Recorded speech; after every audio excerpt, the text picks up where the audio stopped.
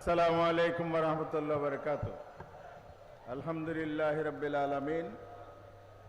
আসসালাতু ওয়াসসালামু আলা আশরাফিল আমবিয়াই ওয়াল মুরসালিন ওয়া আলা আলিহি ওয়া সাহবিহি আজমাইন।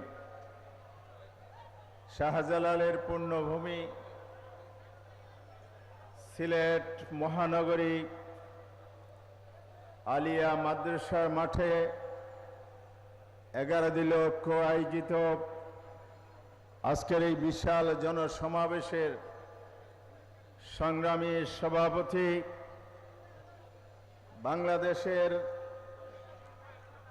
4 বারের মাননীয় সাবেক মন্ত্রী, Bangladesh labour party, Bangladesh LDP liberal Democratic পার্টির সংগ্রামী চেয়ারম্যান, 11 লক্ষের অন্যতম শীর্ষ নেতা, বীর মুক্তিযোদ্ধা ডক্টর কর্নেল অলি আহমদ বীর বিক্রম, আজকের এই সমাবেশের সংগ্রামী প্রধান অতিথি, বাংলাদেশ জামায়াত ইসলামীর সংগ্রামী আমির, বাংলাদেশের গণমানুষের প্রিয় নেতা, জাতীয় সংসদের বিরোধী নেতা, আগামীর বাংলাদেশের স্বপ্নদ্রষ্টা সংগ্রামী জননেতা ডাক্তার শফিকুর রহমান এমপি, আজকের বিশেষ অতিথি 11 দলের অন্যতম শীর্ষ নেতা, জাতীয় নাগরিক পার্টি এনসিপির আহ্বায়ক, জুলাই আন্দোলনের সম্মুখ সারির যোদ্ধা, বিরোধী দলের chief whip Nahid Islam MP, বাংলাদেশের আরেকজন মজলুম জননেতা বিজ্ঞ আলেমে দ্বীন, বাংলাদেশের খেলাফত মজলিসের মাননীয় আমির মজলিস আল্লামা মামুনুল হক, অন্যান্য নেতৃবৃন্দ, সাংবাদিক বন্ধুগণ, সংগ্রামী সিলেটবাসী, সংগ্রামী জনতা, সবাইকে 11 দলের পক্ষ থেকে রক্তিম শুভেচ্ছা। আমরা বাংলাদেশের 5ই আগস্ট 24 সাল ঢাকার রাজপথ সহ বাংলাদেশের জনতার যে বন্যা দেখেছিলাম, যে বন্যার স্রোতে ভেসে গিয়েছিল, শেখ হাসিনা দিল্লিতে গিয়ে আশ্রয় নিয়েছিল। সেই জুলাই আন্দোলনের আগামী 5ই আগস্টকে সামনে রেখে এই সিলেটের মাঠে দাঁড়িয়ে জনসভায় সমবেত হয়েছে।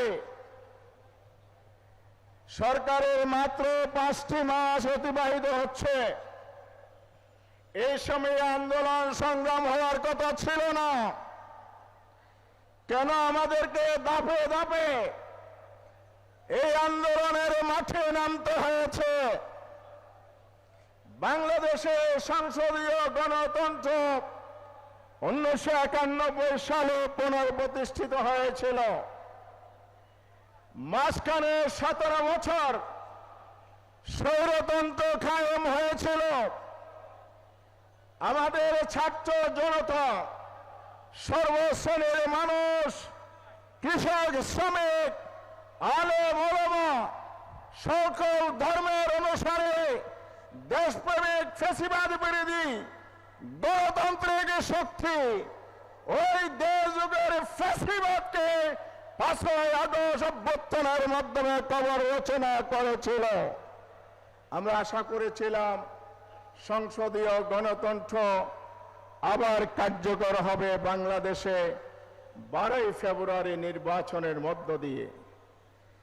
নির্বাচনের প্রথম প্রহরে গণতান্ত্রিক অধিকার, ভোটাধিকারকে আবার হত্যা করা হয়েছে বিএনপির ইলেকশন ইঞ্জিনের মাধ্যমে। জাতির বৃহত্তর স্বার্থে আমরা সংসদকে কাজের সকল সমস্যা সমাধানের কেন্দ্রবিন্দু বানাতে চেয়েছিলাম, কিন্তু এই বিএনপির ঘাড়ে আবার আওয়ামী ভোট সওয়ার হয়েছে। দেড় যুগ ধরে যে ফ্যাসিবাদ কায়েম করেছিল বাংলাদেশে সংসদীয় গণতন্ত্রের আড়ালে সংসদীয় স্বৈরতন্ত্র তারা কায়েম করেছে, যার কারণে গণভোটের রায় বাস্তবায়ন করে নাই। বন্ধুরা আমার, কেন করে নাই? বক্তৃতা অনেকেই সরকারের নানা বিষয় তুলে ধরেছেন। আমি শুধু গণভোটের এই কথাটা বলে শেষ করতে চাই। গণভোটের যে প্রশ্ন ছিল, প্রথম প্রশ্নের 6 মধ্যে বলা আছে তত্ত্বাবধায়ক সরকার ব্যবস্থার পুনর্বিবর্তন, নির্বাচন কমিশন সহ সাংবিধানিক প্রতিষ্ঠানগুলোর পুনর্গঠনের পক্ষে আপনার মতামত কি? জনগণ 70% মানুষ এটাকে সমর্থন করে জানিয়ে দিয়েছে বাংলাদেশে আর কোন স্বৈরতন্ত্র আমরা দেখতে চাই না। এই জন্য রাষ্ট্রীয় সংস্কার ছাড়া গণতন্ত্র কায়েম সম্ভব নয়। এটাই হলো গণভোট। বিএনপি চায় না কেন? বিএনপি যদি সংস্কার চাইতো তাহলে সদস্যরা সংবিধান সংস্কার পরিষদের শপথ নিতেন, না নিয়ে তারাও সংবিধান সংশোধনের বিশেষ কমিটি গঠন করে জাতিকে বোকা বানানোর চেষ্টা করছেন। কারণ হচ্ছে নির্বাচন কমিশন যদি স্বাধীনভাবে কাজ করার জন্য সংস্কার হয়, পুনর্গঠন হয়, তাহলে ইলেকশন ইঞ্জিনিয়ারিং করে বিএনপি আবার ক্ষমতায় আসতে পারবে না। বড় দুঃখের বিষয়, দলীয়করণ বৈষম্য আওয়ামী লীগকে ছাড়িয়ে গেছে। জেলা পরিষদের যে প্রশাসক নিয়োগ সংবিধান লঙ্ঘন করা হয়েছে। গতকাল 12টি কর্পোরেশনের কর্মকর্তা নিয়োগ দেওয়া হয়েছে, সবগুলো দলের দুর্নীতিগ্রস্ত নেতাদের পুনর্বাসন কেন্দ্র বানিয়েছে। তার সাথে জঘন্য বিষয় হচ্ছে নির্বাচন কমিশনে শামসুল আলম নামে একজন কর্মকর্তা 2017 সালে উপসচিব হিসাবে অবসরপ্রাপ্ত, তাকে গতকাল অতিরিক্ত সচিব হিসাবে সেখানে নিয়োগ দিয়েছেন। পরিকল্পনা হচ্ছে আগামী স্থানীয় সরকার নির্বাচনে আবার ইলেকশন ইঞ্জিনিয়ারিং করবেন, জাতীয় নির্বাচনে একইভাবে মাস্টার প্ল্যান করবেন।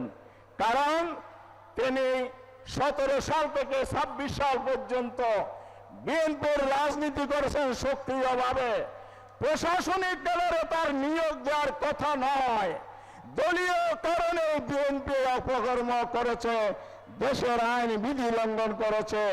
আজকের সমাবেশ থেকে অবিলম্বে নিয়োগ বাতিলের আমরা দাবি জানাই। শেষ কথা বলতে চাই, দুর্নীতি দমন কমিশন সংস্কার করবেন না, তাহলে জেলায় জেলায় মন্ত্রণালয়ে গুলশানের একটি হাওয়াবান বাংলাদেশে ছড়িয়ে দেওয়া যাবে না।